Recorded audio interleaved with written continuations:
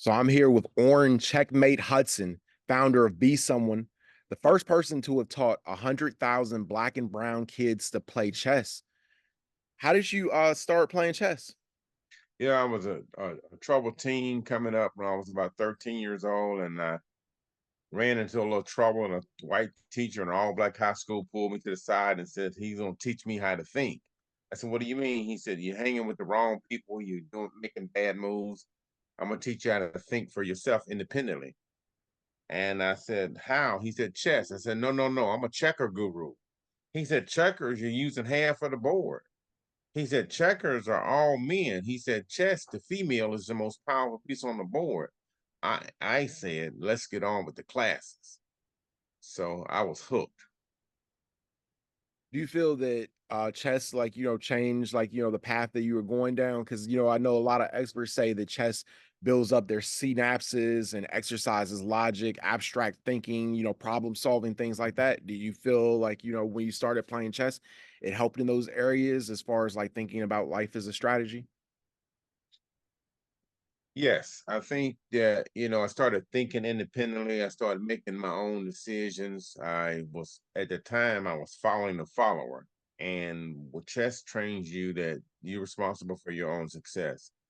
When the moves you make determine the path you take, and so it's all in your hands. If you make bad moves, you get bad results. So I learned early on from him that if I make good moves, I get good results. Nature was neutral, but I had to think for myself and make sure what I do was a product of my own conclusion.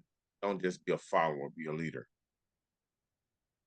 I was reading in the Black News article and was saying that you started to excel in school. I guess one of the good choices you made, you decided to join the Air Force. Can you talk a little bit about your Air Force career and like how that helped, set the path for the rest of your life? Yeah, I took the AVAB test to go in the Air Force, and they go, wait a minute, you scored too high. You got to retake this. And I took it to get, oh shit, this real. Yeah, it really made me a better thinker, a scholar. I was voted most likely to succeed. Went in the Air Force, and then later became a state trooper. The best part of my life was being a state trooper because I really got a chance to be do something that I loved, and then a tragic happened where seven people were shot in a robbery for $2,000, and I said to myself, bad things continue to happen when concerned people fail to make boss moves. I made a boss move and started Be Someone, stop the violence, teach people to put brains before bullets, and that to move with love. When you move with love, you always reach your destination because God is love. So my message is think it out, don't shoot it out.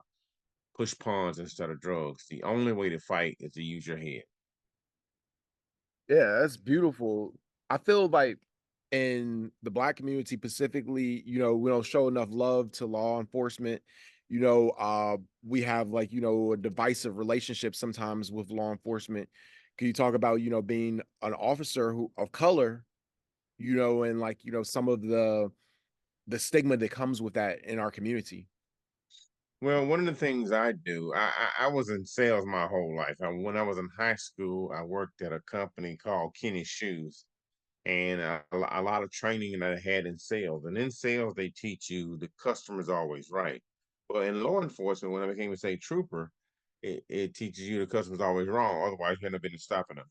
So I've always had the desire to create a win-win and to treat people like it's me, because what you sincerely desire for others will happen for you. So I've always had the mentality that, yes, I have the badge, yes, I have the badge, the blue boots, the bulletproof vest, but treat people like they're the most important person in the world, and you never make a mistake again in your life. So I've always had this passion of mercy, fairness, treating people with honor. I stopped this BMW one time. He pulled over and I go, wait a minute, I'm not gonna write you a ticket. He go, why? I go, I'm not exactly sure you the one because it's two BMWs and I'm gonna let you go. So you have to have mercy, you have to be kind, you have to be good to people, and what you put out comes back. I stopped this guy one time and I wrote him a ticket, but I had a little mercy on him where it wouldn't be so bad, and he was so impressed that I could put. I mean, if I get you running 100 and I put 100, the judge want to she want to see you. I'm gonna tow your car and all that stuff. So it was a deal where I bumped the speed down and let him mail it in. And he was so impressed with that, he asked me my name. He said, "What's your name?" I said, I'm Officer Hudson." He said, "Is your daddy Jerome Hudson?" I go, "Yes, it is." He said, "Wow." He said, "We about to fire your daddy. Your daddy was drunk on the job, but I'm gonna put the paperwork up." So I'm like, wow, you know, my daddy didn't drink, but he got caught drinking on the job, which means someone gave him a beer and he was drinking it and they fired him. And because I was had mercy and showed compassion, he did it for my dad and saved my dad his job. He retired. My mom got his retirement check. It never would have happened had I not been done what my daddy taught me, which my daddy taught me that a good deed is never lost. Always do good and you'll never go wrong.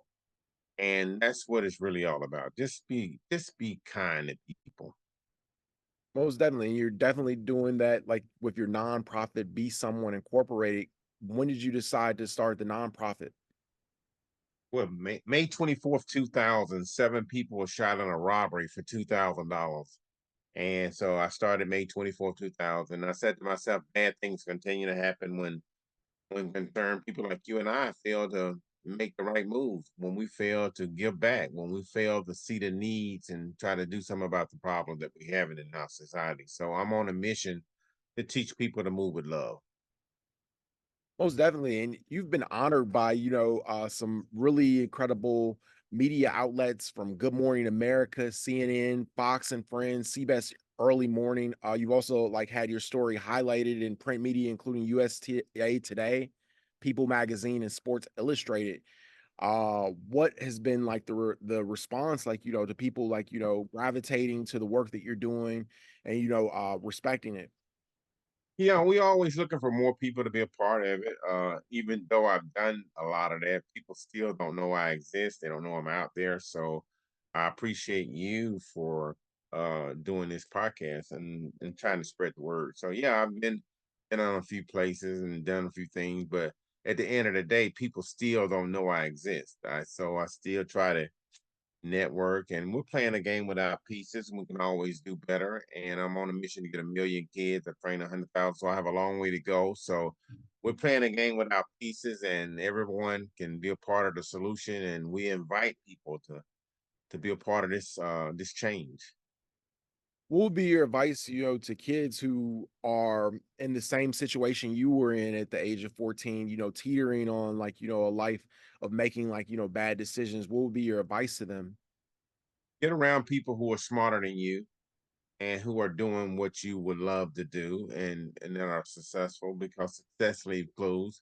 And you don't have to be with them personally. You can read books. You can read the books. You can, all readers are leaders. I probably have over 1,000 books, and all readers are leaders. And to earn more, you got to learn more. That's an award back there that I won, the Cool, Black, and Brilliant Award. But I got many, many more awards, not even just downstairs. But I've won a lot of awards because I'm always helping people. I'm always reading. My advice to young people is to read, read, read some more.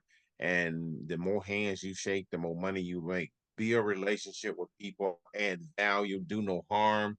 Make sure you giving more than you take. Make sure that you come and you give without taking. Yeah, that's a wonderful message. You know, uh, you have some events in the Atlanta area scheduled in May 23rd to the 27th, June 3rd to August 2nd. Can you talk about those events and how people Yeah, like? I did a huge event downtown at Hilton, which was May 23rd to the 28th. And then I'm doing a June 3rd to August 2nd boot camp for young people. So if you're in the Atlanta area, or if you want to come to my camp, I've had some people come from California and also New York to my classes.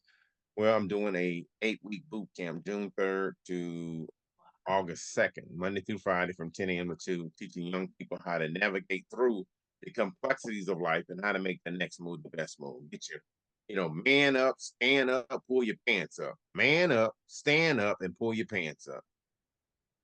For sure. The cost is $250 per week. It includes food, t-shirts, and prizes. The camp will be held at the Be Someone Training Center. Can you talk a little bit about, like, the training center, what the day will consist of? Yeah, the day consists of vocabulary building, how to speak, how to talk, how to, what if games. If this happened, what do you do? We're not gonna slap nobody on stage like some people did. We don't do that. We're gonna move with love. We're gonna think before we move. We're gonna pause, ponder, pivot, pray, proceed. Don't do the first thing that pops in your head. Your first crack could be a whack, and you can't take it back. So think before you act. Orrin, how can people reach out to you to get you to come speak and, help young people navigate the complexities of life? Well, my website is besomeone.org. I came up with the name Be Someone because Abraham Lincoln, his mother, her last words on the planet was be someone before he died. Even though he had failed, even before she died, even though Abraham had failed many times running for public office, he took those two words, be someone, all the way to the White House. My assignment in life is to empower young people to be someone. So besomeone.org is my website. I'm willing to come to different cities with my life-size chessboard and show young people how to think things through, how to navigate through the complexities of life and make the next move the best move. Get your head up, get your pants up, get your grades up. And the big one, never give up. Your mind is a pearl. You can change the world. Besomeone.org. That's a beautiful message. We'll leave it like that. Orrin, thank you so much for your time. Appreciate you.